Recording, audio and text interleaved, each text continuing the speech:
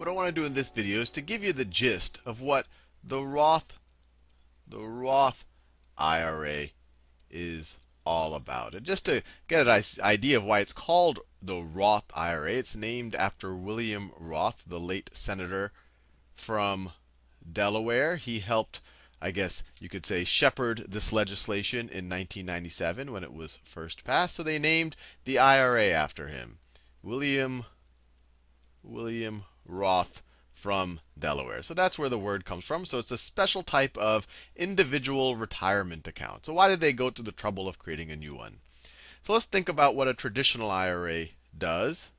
And then I'll talk about why a Roth IRA could be interesting, or it's a little bit different, or why it could be beneficial. And then we'll actually see it in an example. So the first question is, what happens when you put money into a traditional or a Roth IRA? In the traditional IRA video, you saw that is tax deferred.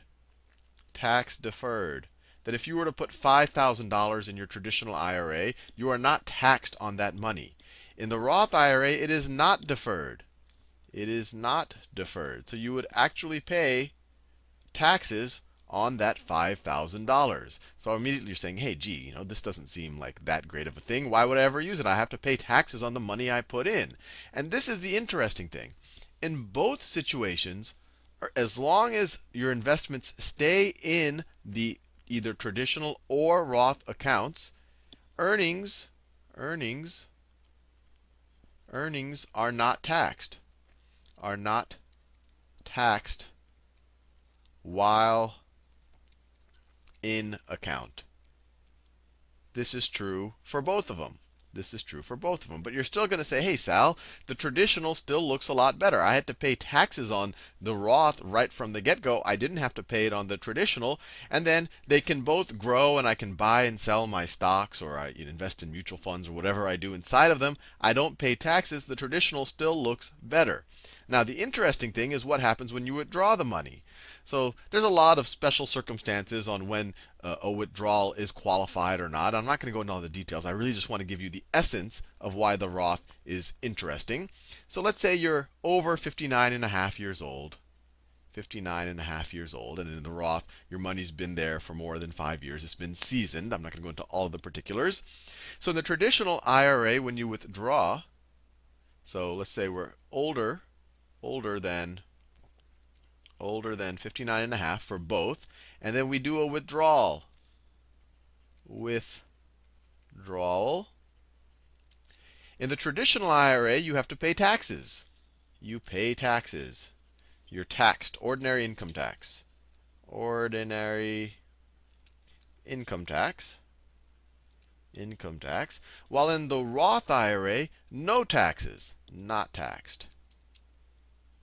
Not taxed. And we saw in the traditional IRA video that this tends to be pretty good. When you're older than 59 and a half, you might be retired. You might be in a lower tax bracket, so you're going to pay lower taxes on it. And it's been deferred for however many years your IRA has been in existence.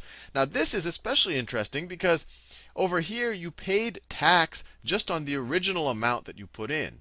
And then you allow that original amount to grow over many, many, many, many years. And then all of a sudden, you're not taxed at all. So that all of a sudden becomes a little bit interesting. This seems like a pretty good thing to have. And we're going to actually play with the numbers to see how they work out. Now, the other interesting thing about the Roth is if you early withdrawal,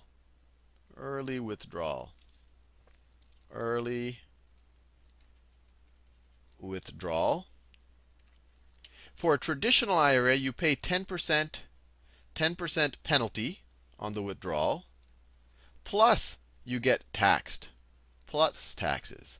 On the Roth IRA, if you're just taking the original amount you put in, and I'll do this with a numerical example. If you're just taking out your principal amount, no taxes or penalty on the principal. No taxes or penalty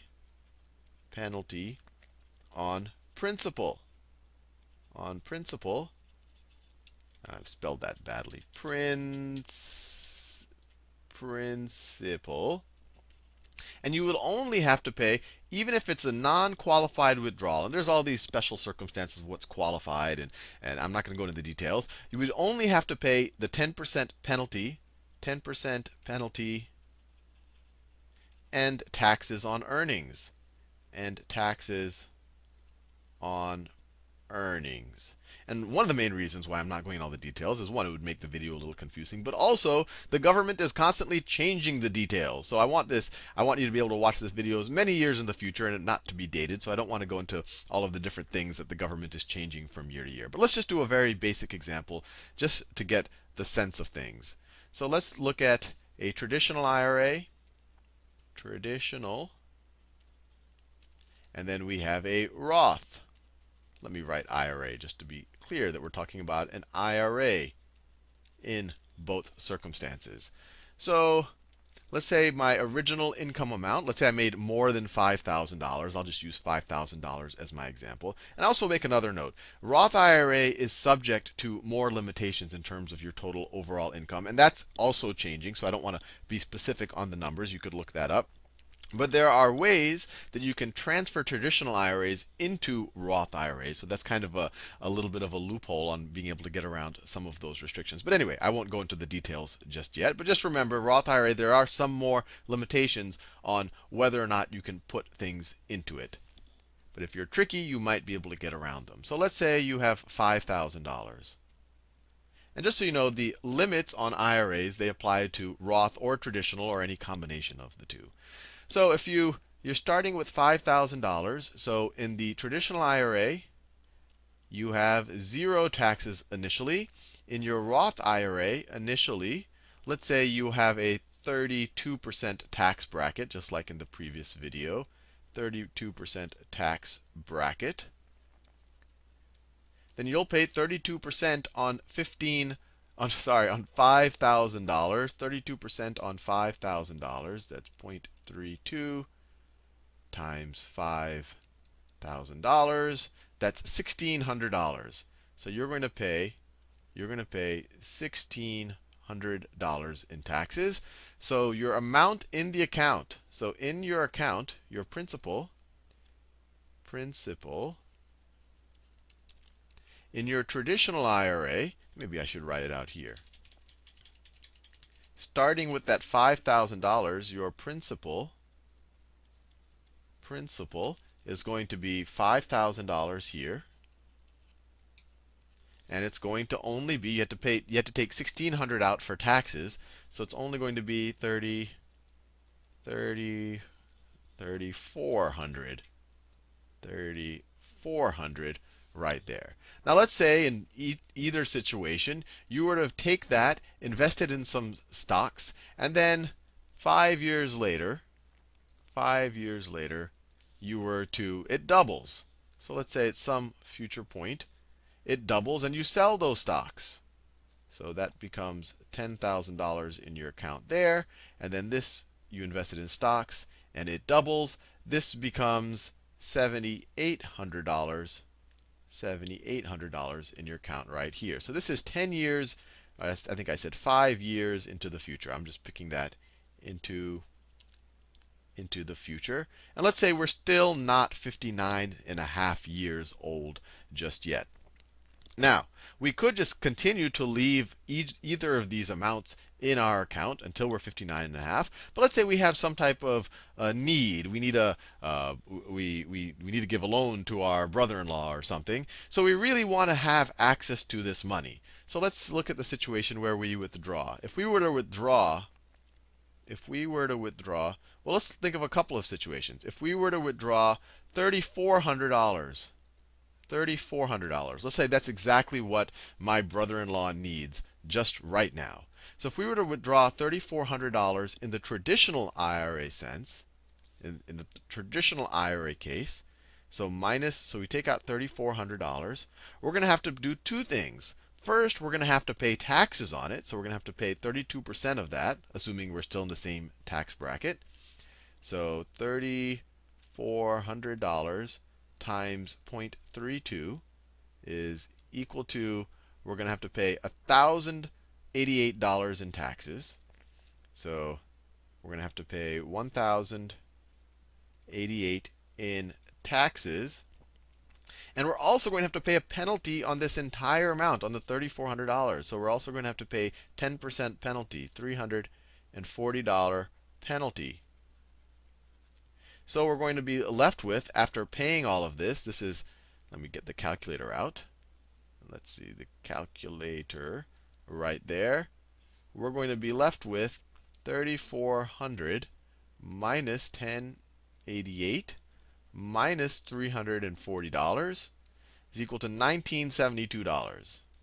So we're left with $1,972. Now, in the Roth IRA, when you needed that money all of a sudden and you decided to withdraw it early, and we're only taking out $3,400, so we're taking the amount that was our original principal. In the Roth IRA, we get the $3,400 because that was our original amount, and we pay no taxes. So or penalties. So at any point in time on the Roth IRA, you can always take your principal out. In the other types of IRAs, not only will you have to pay taxes on it, you're also going to have to pay a penalty on top of that. So the Roth IRA, one of the very positive things is it gives you a lot of flexibility. Now, let's say you needed to withdraw, I don't know, let's say you needed to withdraw $4,000. This is another scenario. $4,000 at this same point in time. In the traditional IRA scenario, once again, you're going to have to pay 32% of that in taxes. So you're going to have to pay 4,000 times 32% in taxes. And you're also going to have to pay plus $400 penalty. In the Roth IRA case, you pay nothing. You get your 34, the original principal you put in. That was your original amount, $3,400. And in all of this, I'm assuming that we're not 59.5 years old just yet. So in the Roth situation, you get the $3,400 free and clear, tax and penalty free. But the other $600, you're going to have to pay 32% taxes, or whatever your tax bracket is. And then you're also going to have to pay $60, a 10% penalty on just the earnings portion. Remember, $3,400 was your principal. Then if you want to take $4,000 out, the $600 extra, that's stuff that you earned. That's stuff that was grown from the principal. So you're going to have to pay plus another $60 penalty. But it's still a much better situation, if you do the math, than this one here. So in general, if you're not sure whether you're going to need that money before you retire, the Roth gives you a lot more flexibility. Now, let's go all the way to retirement. Let's say we never withdrew any money. We invest it in another stock, and so we go 10 years later. So we never withdrew any money. We're just going to look at the retirement situation. And we go to our stock and we sell it, our new stock. We get $20,000 there. Here we get $15,600. And of course, in both of these situations, it's great that we're able to buy and sell stocks inside of these retirement accounts and not pay taxes. If these weren't sitting in retirement accounts, every time we bought and sold the stocks, we would have to pay capital gains tax. And you saw that in the previous video. Now that we are over, let's say we're 60 years old. We can now withdraw our money from either situation. There's some other little stipulations. Your money has to be seasoned, has to be sitting there for 5 years and all that. I won't go into the details. But let's see what happens when we withdraw the money. Let's say we have a 25% tax bracket now. 25% tax bracket. So we're a retiree. We're earning a little bit less money. We are in a lower tax bracket. In this situation, we're going to pay, when we withdraw it from a traditional IRA, we are going to pay 25% in taxes, which is $5,000 in taxes, and we are going to be left with $15,000 for ourselves to spend in our retirement years. In the Roth IRA situation, once we're over 60 years old, our tax bracket doesn't matter. We just get the money. $15,600 free and clear. So if you think about it, in either situation, when we withdrew early, the Roth IRA was much more forgiving, especially if we withdraw less than the amount that we originally put in, $3,400. The Roth IRA does not tax us or give us penalties. It only does that on any money that we earned, any money in excess of the $3,400. The traditional IRA taxes us and penalizes us on everything, on everything. And then even when we go into the future, remember, in the traditional IRA, we didn't pay any taxes to begin with, but we had to pay taxes to end with. So when we paid taxes in the end, we're paying taxes not just on what we put in initially, we're also paying taxes on all of our cumulative earnings, right? We originally put in $5,000, now we're paying taxes on $20,000. So we're going to only end up with $15,000. While in the Roth IRA, we don't pay taxes on anything. For, I guess, in return for being willing to pay our taxes front loaded, to pay them in the beginning, we would never have to pay taxes on that money or on any of the earnings that that money makes. Now, I fixed the numbers here to make them close. Depending on your tax bracket before and after, or how much growth you actually see in your earnings, one may be better than the other. But these are important considerations. And so I just want to let you know the pros and cons. The Roth IRA tends to be better in terms of giving you this flexibility and never not worrying to pay taxes at the end. And there's one other thing, and this is, depending on how you view life, it might be a minor thing. In the traditional IRA, when you're 70 and a half, they force withdrawal. Force withdrawal. And then, of course, you have to start paying taxes on things. In a Roth IRA, there's no age limit. No age limit. So that's another consideration you might want to take into.